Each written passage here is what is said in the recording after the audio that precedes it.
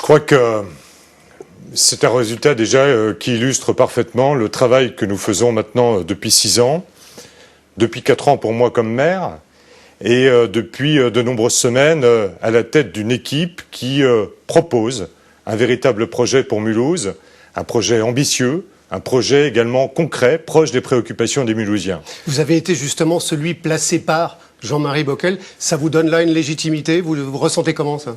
Je crois que cet argument, c'est surtout l'argument de mes adversaires. C'est pas forcément l'argument des Mulhousiens, parce qu'ils ont bien compris que maintenant, depuis 4 ans, la légitimité, elle s'acquiert par le travail, par le contact, par la proximité, et je me suis efforcé vraiment de faire ça. C'est pendant tout mon mandat, et je dis souvent, vous savez, la campagne, eh bien, c'est la première partie du mandat. C'est pas un combat, c'est pas une revanche. C'est effectivement d'aller convaincre ses concitoyens qu'une équipe a une ambition pour sa ville et qu'une équipe place surtout ses concitoyens au cœur de son projet. Sans sortir la calculette, c'est un deuxième tour que vous abordez comment? Quel va être votre travail cette semaine? Vous savez, je sors pas de calculette quand c'est inutile. On vous a vu. Quand c'est inutile.